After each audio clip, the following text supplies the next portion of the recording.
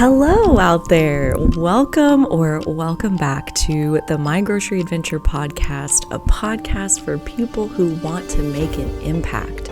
My name is Carly Wharton. I am the host of this podcast, and today I am coming to you from a slightly different location that you haven't seen on the podcast before, with a slightly different type of episode. It is December 31st, 2023, as I'm recording this, and I personally get really nostalgic and really reflective, like even more reflective than I already am, around this time of year. And, looking back at how far I've come and thinking about, where do I want to head myself? What direction do I want to point myself going forward? And I don't necessarily want to share, what it is that I see in my future, but I do want to take a second and reflect back on the last 6 months of episodes that have been created through this podcast. And I knew it would be, what is already emerging is the pattern, the trend, the threads, the themes of how do you make an impact? Like, how does that actually happen? I'm not talking about like quick fix motivation tips. I'm talking about like a 40-year journey. Like, how did you actually do that, right? Like, what are the actual ingredients that go into making an impact? For those of us who think that way, for anybody who thinks like, I want the world to be like just a teensy bit better, more colorful, more beautiful, more loving, more connected, more, ease, more quality of life. Like, that's one that really like gets my juices going, is like, I want to raise the quality of life that exists on this planet. Do you ever have thoughts like that? Do you ever have thoughts that sound big like that? Because that's pretty much all I'm working with over here. And so to raise the quality of life on this planet, number one, I just want to start by saying that, like, when we talk about making an impact, I think one of the biggest disservices that we can do to ourselves in that process is to think that we have to do it. Like, everybody's counting on you. Everybody's waiting for you to get in action and like do the thing that, like, this grand thing that you came to do, this contribution. And that just really is one of the illusions, one of the bubbles that I want to burst. Like, first and foremost is like, dude, like, you don't have to do anything, like literally nothing. There's plenty of people who for whatever reason, whether they truly just want to do nothing, or they're in the much more uncomfortable position of having ambitions, having desires of things that they would like to build in the world for whatever reason, right? But they don't do it. And why don't they do it? And I think right there is something that, again, I work with a lot, which is fear. The fears that stand in our way of like doing the thing, like having the impact, saying the thing, making the thing, inventing the thing, like going to the place. Like, I mean, what we're seeing through the episodes so far, and I have like 5 things that I should probably get into so that this has a little bit more structure, but what we're seeing already through the episodes is that there is no one big thing. Like, there's no one big impact. There are moments and there are opportunities to have impact, and often we can't plan to do that. It's like a right place, right time kind of thing. And so then the question with like making an impact for me, this is like really like fast forwarding ahead a little bit in my logic, but like for me, making an impact is really about being at the right place at the right time, to just reach out my hand effortlessly and pull the person back out of the line of something that was going to harm them. Like, have an impact. You got to be there. You got to show up. You got to be at the right place at the right time. And so for me, having an impact isn't so much a question about how am I going to raise the quality of life on this planet? How am I going to make this impact, this gigantic thing that I want to make? How am I actually going to do that? I think these 5 things that I've pulled out, my own opinion, I would love to hear what you think in the comments on the episode of like, number 1, what do you think about these themes as they relate to how, like the practical question of how, the nitty gritty, like living it day to day, how do you have an impact? I think these 5 things are really hitting on a big part of it. So I would love some reflections on that. But also for each of them, I'm going to just have some fun and recall places in the different episodes where, like in even multiple episodes, where we saw this playing out over and over and over. Like, this seems to be a key ingredient. You tell me if you see the same thing. I don't know. Sometimes I can like maybe see a connection that's not always there. But that's what's so fun about putting my perspective out into the world. That's why I love this podcast, getting to hear other people's stories, is that then you get to connect with and hear back from, you know, how does this stir your perspective? What does this cause you to reflect on? You know, like, story is a powerful vehicle for learning, for growing, for healing ourselves. Like, there is so much good that can come out of people taking the time to tell their story and other people taking the time to listen. And this list of 5 things, like, you could say, this is what I've learned so far, what I've gleaned so far as some of the key themes. Not going to say this is like an exhaustive list or anything. I'm kind of keeping it to 5 just because, like, got to rein it in somewhere, got to draw the line somewhere. But yeah, let's go through these and just have a peek back at the episodes that have come so far and reminisce a little bit about how these key themes play out. And number 1, and I'm so excited to give all of these as like a giant permission slip that hopefully, again, like, lets some of the air out of the fear balloon around it, around like having an impact, doing good things in the world, like whatever you want to call it. Number 1 is follow your interests. And the reason for this may or may not surprise you, but basically, like, the reason for it is because having an impact, doing a big thing, it takes a really long time. You know, like, it's going to take decades. We're talking in decades. Like, this is not an investment of time in hours or days or weeks or even years. We're talking decades, half centuries. Like, what could you show up to for 50 years? You know, and that is a really hard question for some people to answer. Some people are what we think of as like a specialist, where like they just hone in and like right there they are, like that's what they specialize in. They're showing up to the same thing for 50 years. Those people, number 1, like, astound me. I'm in awe of their consistency. And there are a whole nother class of people, which I recently learned that I am a proud multi-potentialite. And I'm going to link a TED Talk in the description if you want to check that out, as far as like the title of it is Why Some of Us Don't Have One True Calling. And it is a truly beautiful explanation that boils down to, like, some people are really meant to hop around. And another word for it is kind of shapeshift, like change direction, change shapes, like hop out of one thing over into something completely different. And the beauty of the multi-potentialite, as somebody who wants to hop around amongst a wide range of interests, is the cross contamination. Sounds bad. The cross-pollination. There you go. There's a positive connotation word. The cross-pollination that's possible when you have an expert in one field get up out of that field and go to a completely different field. Not only are they new eyes on what is happening in the new field, but they're bringing an expertise with them that, like, really hardly anybody else in that field is going to have. So the perspective that they're able to have, the more fields a multi-potentialite racks up in their legacy, in their skill set, in their toolbox, really, the more radical their perspective can be, the more radically powerful and impactful and solution finding, because they can weave components together. Because that thing is like what I used to see over here in this other thing. When it would happen like this, we would just do that. So let me just take that solution and plop it down over here. And these guys think it looks like magic, but it's not. It's just how you handle it. When like the dairy products go out of date, you just do this with them.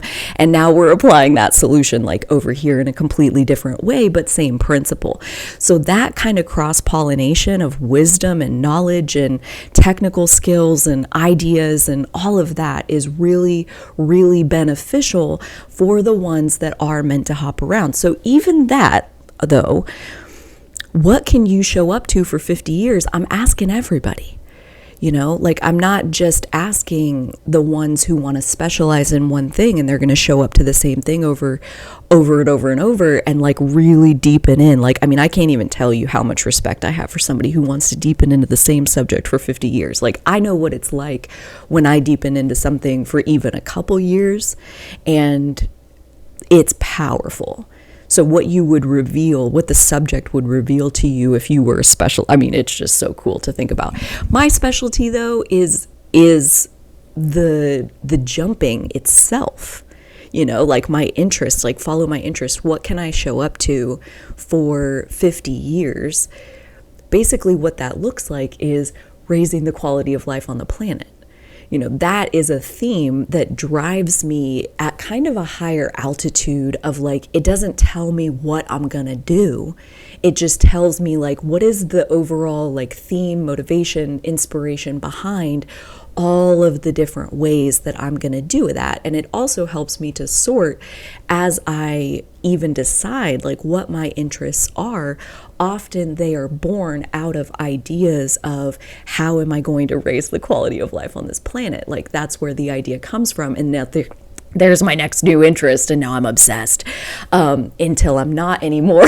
And usually it's because I have a better idea about how to raise the quality of life on this planet. So that kind of a higher arching concept of like, what is it that you're interested in, right? Like follow your interests. What are you interested in? Another of my interests is that, you know, people, it really does go along with the raising the quality of life on this planet. But like, how do I envision that happening is like people would have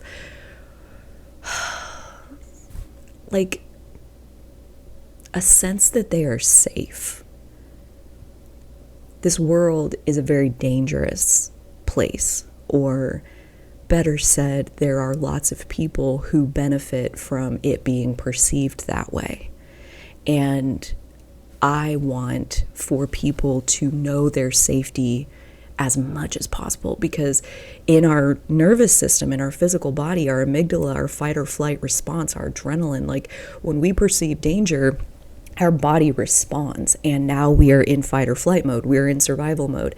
And when you're in survival mode, the thinking ahead, the planning ahead, the reflecting and making connections, the option to heal and transcend your old limiting patterns, like that's like not happening when you're living in survival mode. And I see, this is where I'm going to get low-key angry for a second. Don't take it personally, okay?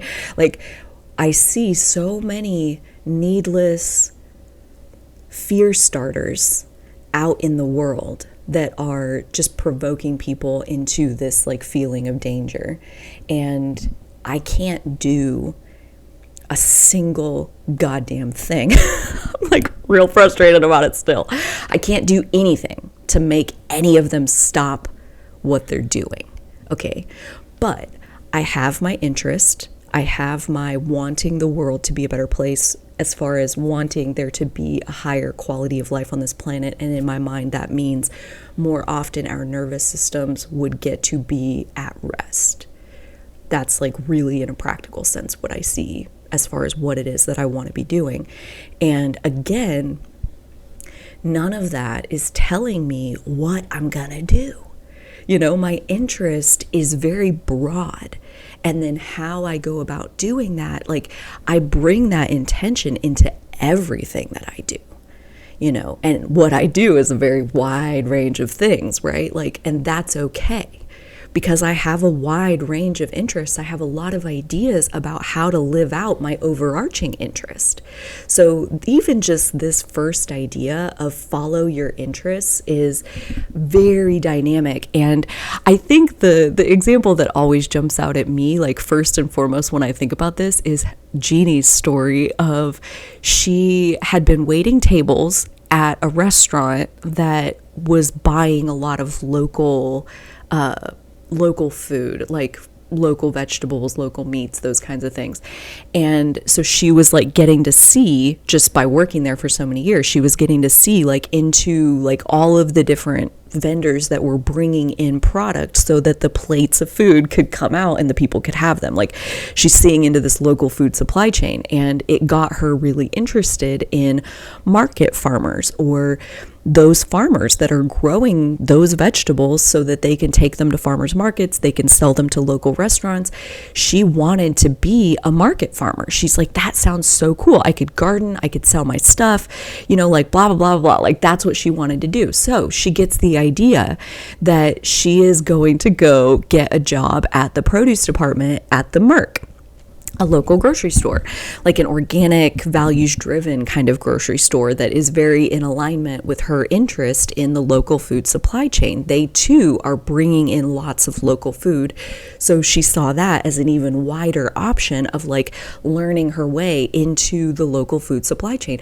She thought it would be like a class about how the local food supply chain worked and how market farmers do what they do. And she didn't end up becoming a market farmer. She ended up, like, within 2 years, becoming the manager, the CEO of the Merc, because she wanted to be a market farmer, and that led her over here. And from there, her skill set of, like, when you really listen to it, most of what she did that really skyrocketed her at the Merc so that they would see her and within 2 years, like, hand her the keys to the kingdom kind of thing, what it was her art background.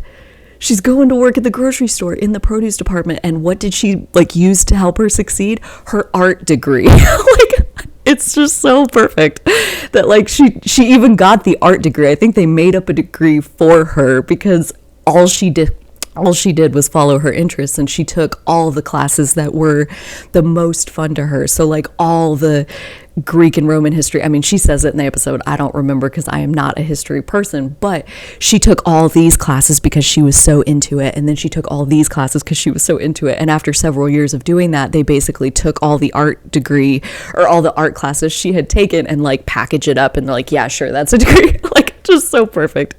They're like, you don't even have to get like a degree, one that's in the book where they tell you, here, take all these classes. Like, that's what I did. I worked backwards from like, I want this degree, so here, let me take all these classes, and this is only in the spring and this is in the fall. Like, I built it based on what they told me.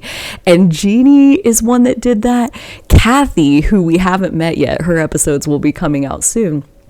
She did that too. She has another story that's just like that, where like they had to make a degree for her based on she had followed her interests in so many different directions, and they were like, yep, life sciences, there you go.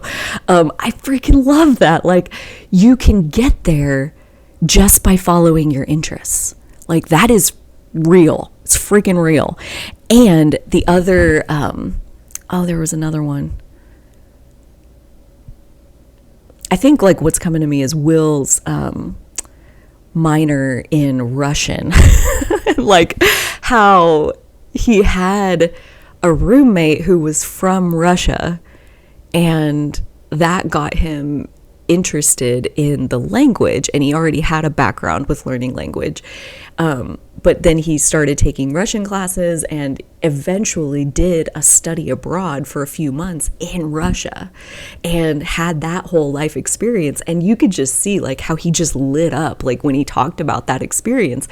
And yeah, like, you can't plan that.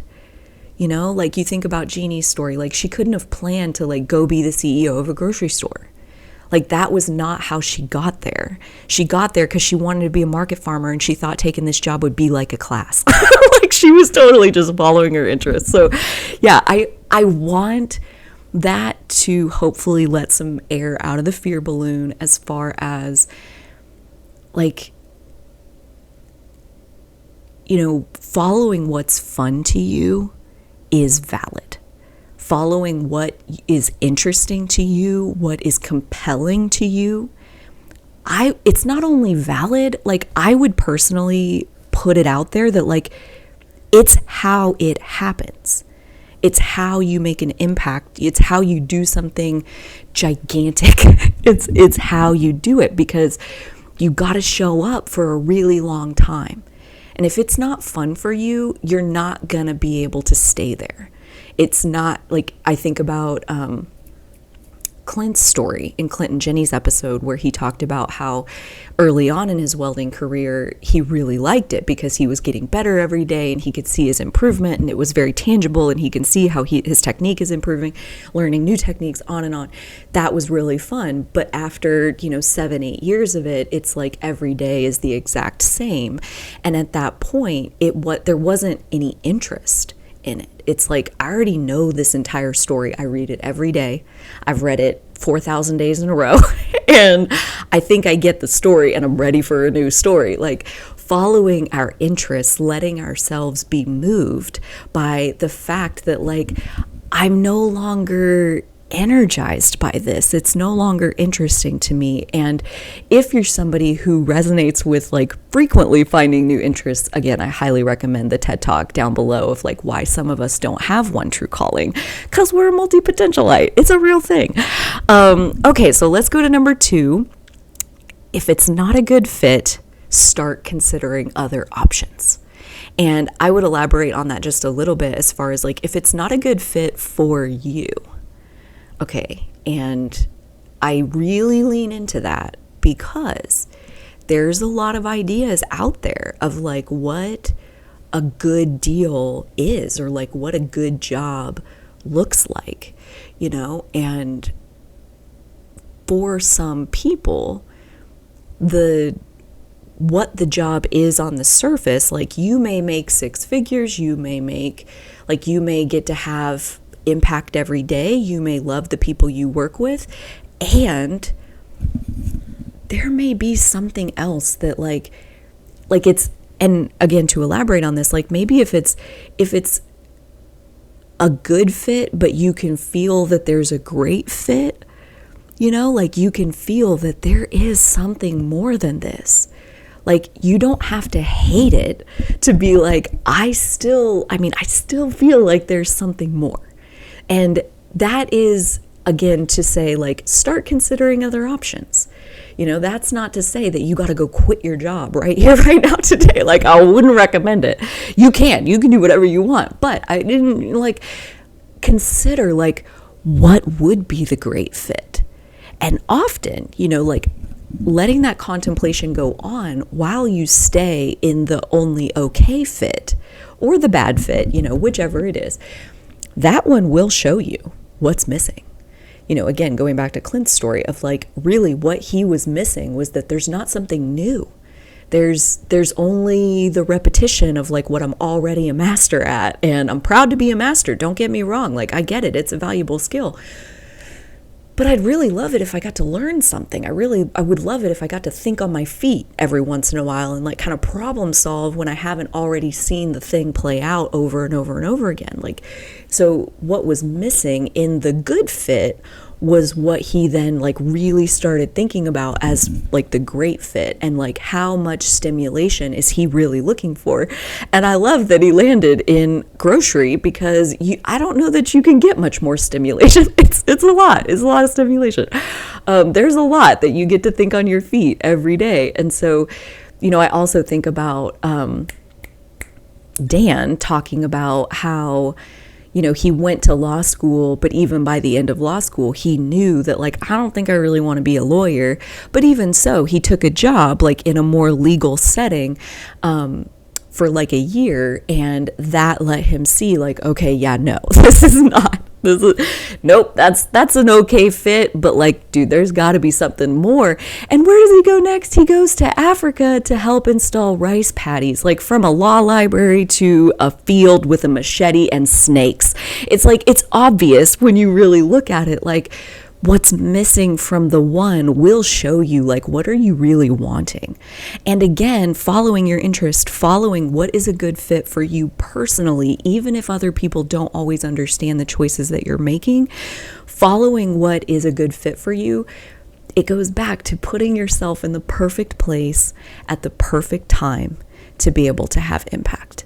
To be able to have not only impact, but the impact that means something to you. And that continues to come up over and over and over in the stories as far as people leaning away from things that just weren't a good fit for them. I also think back to Tom's episode when he shared about, why did he leave the family business in the first place? He eventually came back and like purchased it and brought this 140-year grocery store back into his family where it had mostly been. He left because he doesn't get along with his dad's business partner. It's not a good fit for him to have to interact with this person every day. And so leaving the business was the right way to go, and then he was able to go to Omaha and do cool things there and gain like a reputation of his own, like a legacy of his own that is just, he's great. He had this awesome reputation that like people knew the quality of this guy's work, and like to step out from under what our family did before, like that doesn't mean that like we're not proud of that legacy, that we're not, respectful or admiring of that legacy. It can just be like, what is a good fit for you? Again, to let some of the fear out of, or let some of the air out of the fear balloon of like, there is no right way. There's no right path that you have to follow. There's only the path that is a good fit for you. And that may mean making some hairpin left turns, in life that other people look at and they're like, wait, what? I don't get that. I don't understand. And it's like, it's a good thing you don't need to, because I'm following my interests. I'm following what's a good fit for me. Number 3, you don't have to have it all figured out. You don't have to have it all figured out. You don't need a plan. I love that quote that says, you don't have to see the whole staircase to take the first step.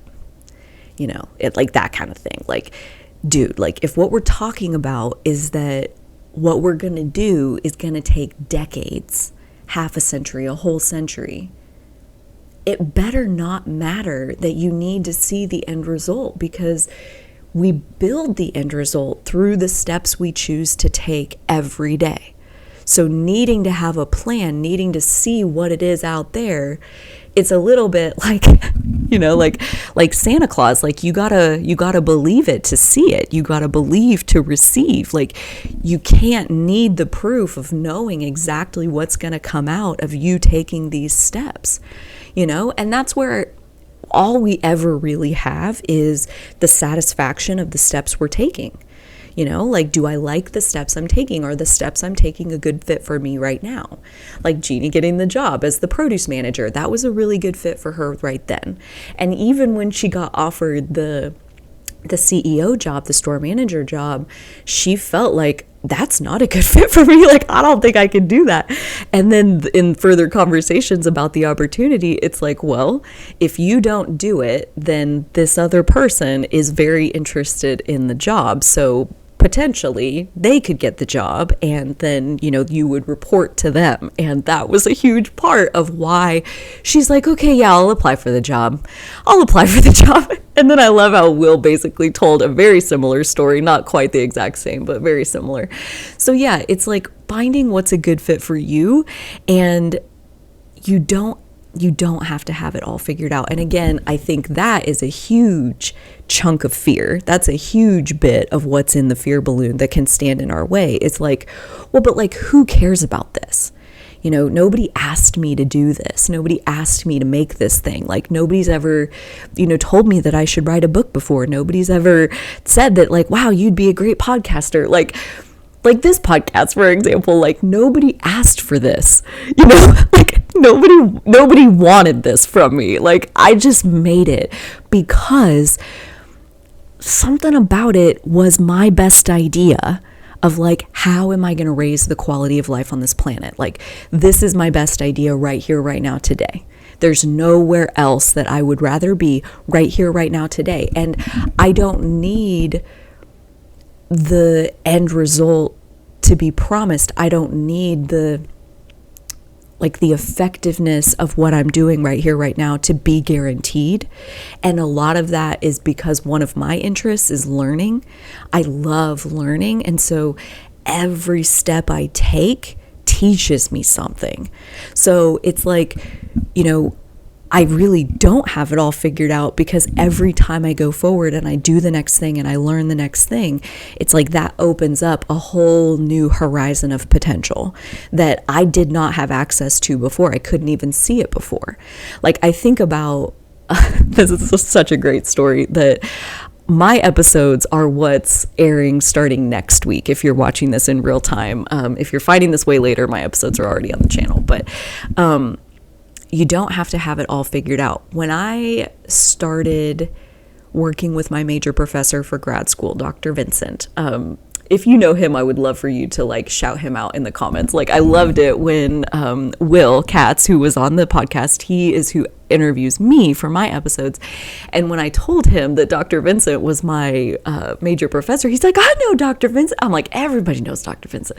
That was one of the coolest things about him, is just the huge network that he had. And I would say he's probably a multi-potentialite. I don't want to label anybody anything, but like he's bounced around a little bit and gained the perspective of working in multiple different directions and altitudes, and very, very cool guy. And in probably my first conversation with him, if not my first, my second, definitely the first one I ever remember. Early on, I'm sitting across from him, and he's such a warm person, and with the most genuine curiosity I think I had ever seen on a human face.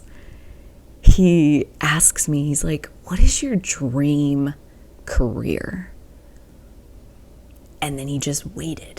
he just really wanted to know. And I was actually like, that moment sticks out in my mind, because I knew from age 7 that I wanted to be a professional public speaker, and I have practiced my craft a lot over the years. I'm 35-ish now, and so what's that, like 28 years of practicing my public speaking skills is what I got under my belt so far, and they continue to improve and improve and improve. It's one of those interests that I've had since I was 7, and it never gets old. Doing public speaking, using my voice, telling stories, making a point, sharing information in an interesting way, using my voice and my body and my willingness to stand in the spotlight to share a message that lets air out of the fear balloon, that puts something in the planet that can, not invoke a fear response, but like the opposite, can invoke a resting response, can put people at ease. Like I can use my voice and my time to put people at ease. Maybe some people love it, some people do not love it, and that's okay. I'm not for everybody. And I'm, again, like, it's not about that really. Like, it's following my interests. I love using my voice, and so it's worth, I just saw 3333 on the timer, because that's just like the most true thing that's ever been said, is I love using my voice. I love saying words out loud. It is one of my favorite things. And so when he asked me, what is your dream career? I literally felt like it was one of my proudest achievements ever in my life to that point, to be able to come right back to him and say, I'm going to be a professional public speaker. And again, I wish I could just make the face that he made. Like it was, he like lit up, his eyes got wide, his eyebrows shot up, like he was surprised. He maybe was low-key impressed that I had like such a ready answer, such a confident answer, such a maybe unique answer. I don't know. But I was ready with that answer, and he like responded with like a wow, like, oh wow, what do you want to talk about? You know, like again, so genuine. Like, what do you want to talk about? And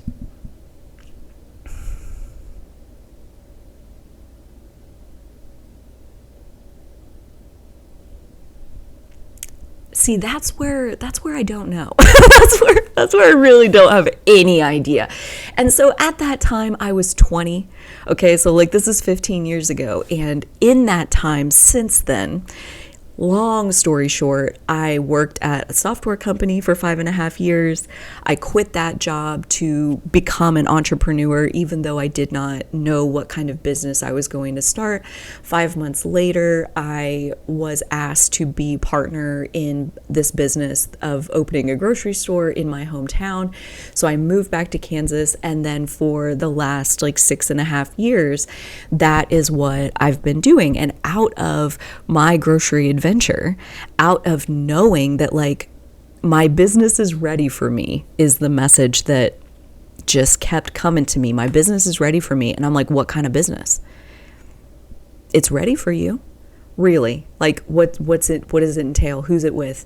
It's ready for you. Your business is ready for you. Like that's all the information I had. And I quit my job and made myself available for this business that is ready for me. And 5 months after I quit my job, my first cousin called me and asked me to be the partner in the business. And that's what happened. And so out of my grocery adventure and out of the first little part of my career, the first 5.5 years of my career after school, was in a corporation with several hundred employees. It was a very like, you know, there are corporations in the world that have 20,000 employees, 50,000 employees. Like it wasn't anything like that. Like still within the company, like you could pretty much know everybody. Like it would take a while to learn the new ones. They're hiring 80 people every June kind of thing. But still like 500, 600 people, like not that big. But big enough to where the corporate structure was what it was. Like there was not a whole lot of flexibility for the individual to be an individual, to have like carve out an individual path. Much like how I approached college, which I don't think I necessarily needed to, considering there's all these people who just like took whatever classes they friggin' wanted and got their degree. Like I approached it from like, this is the structure that exists and this is what I'm going to do within that structure. And much like the corporate structure, it felt a lot like that, where it felt like, you know, there are certain limitations that just aren't going to budge. And I had always known that I wanted to be an entrepreneur, but didn't know what kind of business I wanted to start, which was why I even took a job at a company to begin with, because I don't know what kind of business I want to start. I don't have it all figured out yet, so I can't start. And eventually, I didn't even get to know what it was. Like, your business is ready for you was all I ever got. And I leapt and it caught me, you know, and I'm not going to say that that's always going to happen, right? Like I'm not telling anybody to go out and quit their job, but I am saying that like, you don't have to have it all figured out to do the next thing that is a good fit for you, you know, that is interesting to you. Like the part that was really interesting to me about the software company was that I had no idea if I would be good at software or not. But it was in a warm climate. They also talked about advancement, that like there were rotations within the company where you would only stay in a position for a year or two. So basically what I heard from that is that every year or two, I get a whole new job. I get to learn something from the ground up. Like I'm interested in learning. So that was really what drew me into that position. Not necessarily like, you know, they're a health and safety software company and they provide like blah, blah, blah, blah. Like I didn't know anything about anything to do with any of that, including the software itself. I just knew that they were talking about lots of learning opportunities and I was like, I'm there, sign me up. So it is interesting how the corporate environment, though, really, I like to say, and I mean this with all the respect in the world, it taught me how not to run a business. It was really helpful to see, like, to be treated in a way where I was like, yeah, see, that's helping me see, like, I want to be a leader like this. That's exactly what I don't want to do. And instead I want to do this. And so a lot of my leadership philosophy was born while I was working at the software company, being taught how not to be a leader. Okay. Again, all the respect in the world. It was such a valuable experience. Can't say anything other than that. It was such a valuable experience. But even in the negative of it, like if you can even call it that, I learned so much. And then when I got into my own business, I got to start applying my philosophies in the real world. I was in charge. I got to make the decisions. And what I learned is basically what came out of it, which is so funny. If I ever see him again, I'm going to be, I would love to get to have a conversation with that person. But like, I became a whole lot more compassionate towards the leaders who had taught me how not to be a leader. Like, not that I was following in their footsteps when I said I wouldn't be, but I now had compassion for why they were doing what they were doing. Like, I now understood, because I was standing in the shoes, I understood the constraints. I understood the limitations that I'm carrying on my shoulders, and what I want to be as a leader and what I'm capable of being as a leader are two very different things. And you do your best. And so I had so much more compassion for them once I got into those shoes. But again, it's like what came out of my grocery adventure more than anything else is a passion for an interest, both maybe, for small business and the small business economy. And so like going 15 years ago now to what do you want to talk about? Basically, I want to talk about how do you actually make an impact in this world? And the small business economy is fascinating to me, grocery being a small portion of that, independent grocery being a small portion of that, but really the small business economy in general is fascinating to me because it is a network of people who understand that their day-to-day actions make an impact. They're freaking doing it, man. Like, they're out there and they're doing it, and they don't know if it's going to be everything, but they're doing it anyway. And they are overcoming those fears of, like, I love too what we get to see in these episodes where we really take the long way is that, it's not that they're not afraid. It's not that they have it all figured out. They don't. It's like the people who are willing to make an impact are the people who are willing to face the fears that come with the process. The uncertainty that comes with the process of doing something that you've never done before. There's a willingness to take a risk that is included in all of these stories because they never have it all figured out. They have some things figured out and they have resources that they can pull on, but like having it all figured out is never the benchmark that they're waiting for to be able to move forward.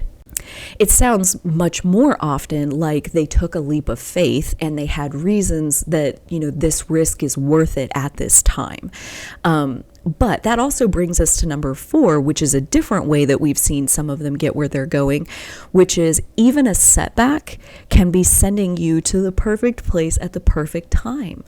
Like it does not have to all work out exactly according to plan because like one, we can't even plan anyway. So the setback, like what even is that? And again, I would love for this to just be a permission slip to like every single step along the way, even a step that you would be tempted to call a setback or a backslide.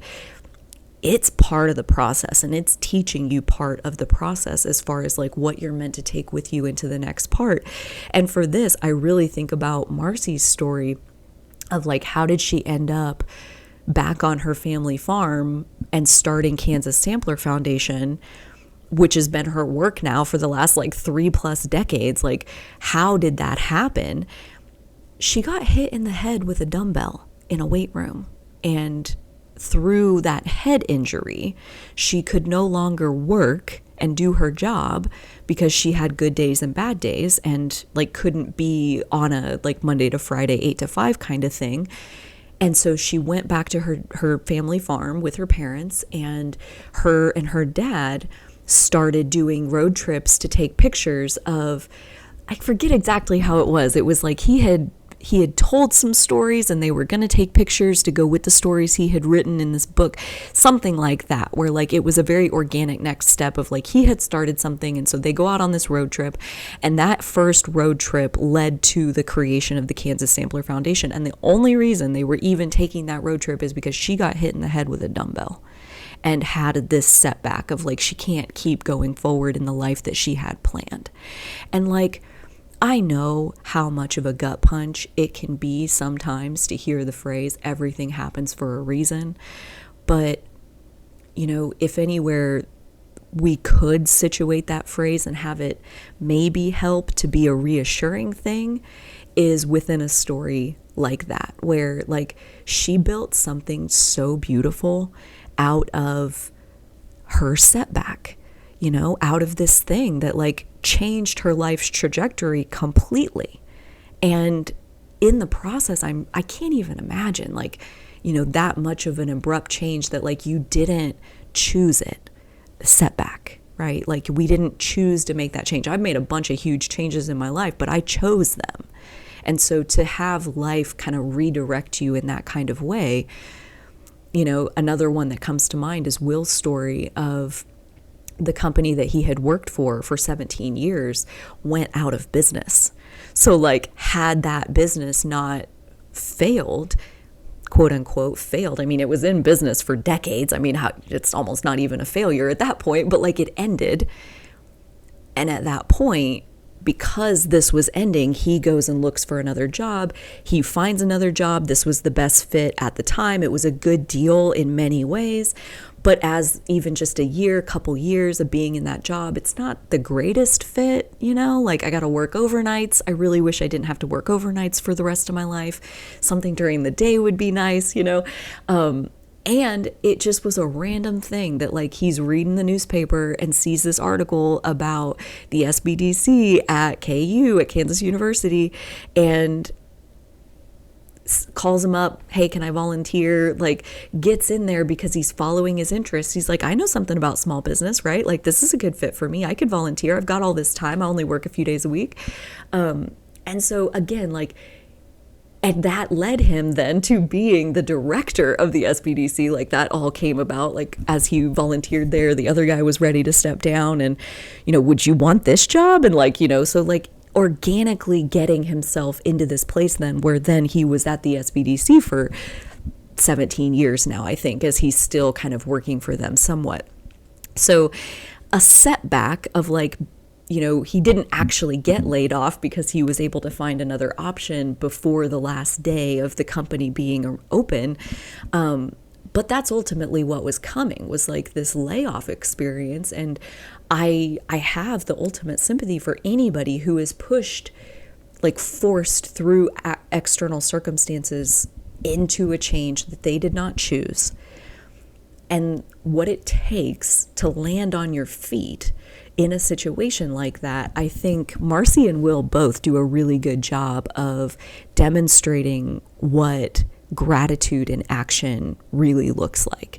You know, like to be grateful to be alive, to be grateful to have opportunity, to be grateful to have whatever privileges you have, no matter what privileges might get taken away. I still have these ones. And just the practice that what even is gratitude, it's the practice of seeing what is there, as opposed to focusing on what is not there or what has been taken away. So the setbacks in our life, I mean, it can make for a rough trajectory for a little bit as those, you know, those realignments happen. But even a setback can be sending you to the perfect place at the perfect time. And if anything, I think the key tools that I would offer in that scenario is like hope and faith that like this is true. You know, that even in a rough moment of like having a setback, whatever that is, whether it is a physical issue or a job issue or a family issue or whatever it is, that like ultimately some good is going to come out of that. that like sometimes things are taken away from us so that we can move on to something that's an even better fit for us. And again, like we can look at it however we want. I personally am an annoying optimist because it helps me enjoy my life on this planet. There's no other reason. I have no proof that my way is any better than anybody else's, other than it helps me feel really nice inside my life. So the last one, number 5, is each new stage builds on what came before. And one of the stories that I think is outlining this really, really well that we haven't finished yet. We're only in the middle of Dan's story. We've done 3 episodes and we're only just getting started. It feels like there's so much more to come. But the way that, he grew up on a farm, goes to college in Nebraska, gets kind of scooped up into law school in New York City, and eventually ends up in the Peace Corps in Africa, back on a farm, helping to install rice paddy technology that's used in China, but trying to install it in Africa. And like the background of his law school and his college, like wasn't even so much at play when he was there, maybe a little bit later as he started doing more trainings and more like running the things that were happening over there. We're going to hear more of that as we pick back up with his story. We're going to hear the rest of the Africa part.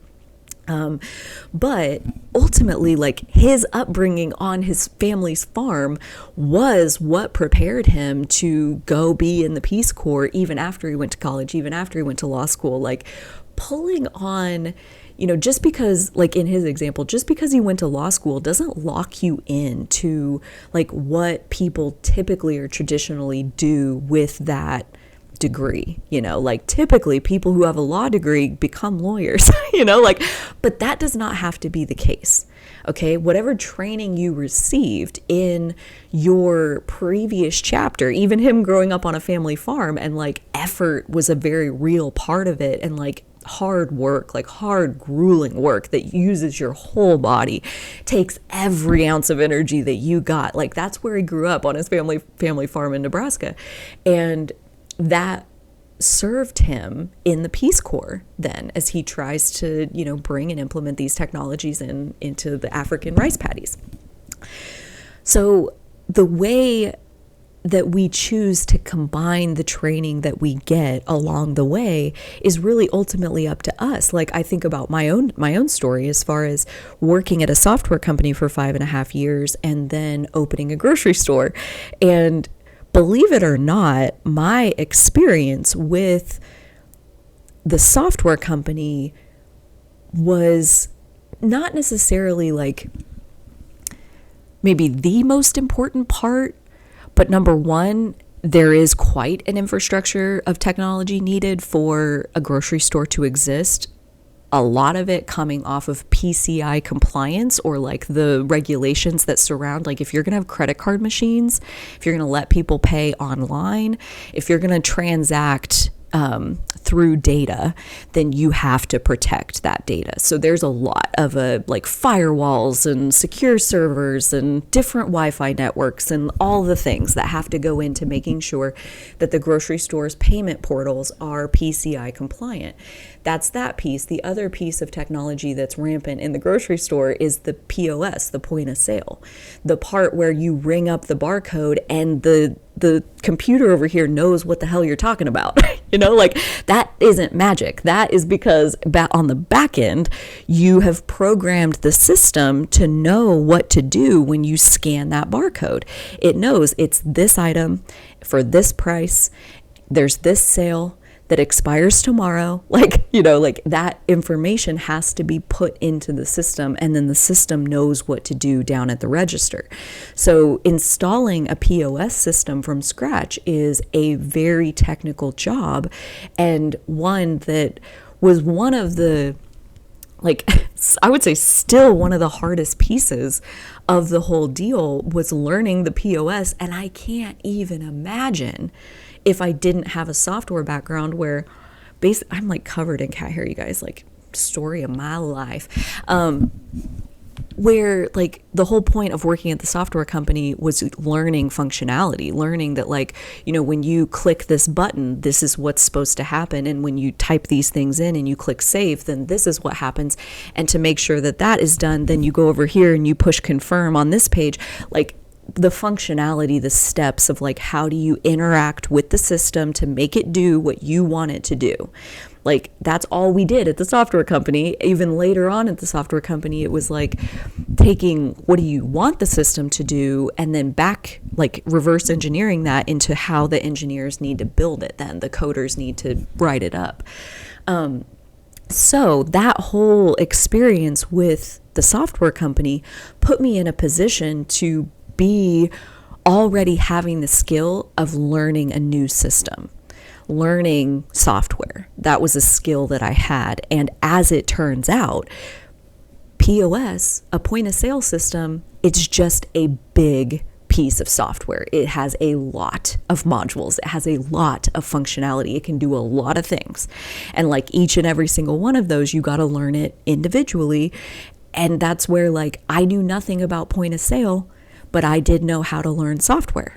I knew how to make myself little step-by-step guides in my notes, like as I went, because, you know, when I come back to this page, I don't expect that I'm going to remember it, but I'm going to have these notes that tell me click by click how I'm going to get back through it. And by the time I do it 2 or 3 times, I won't need my notes anymore.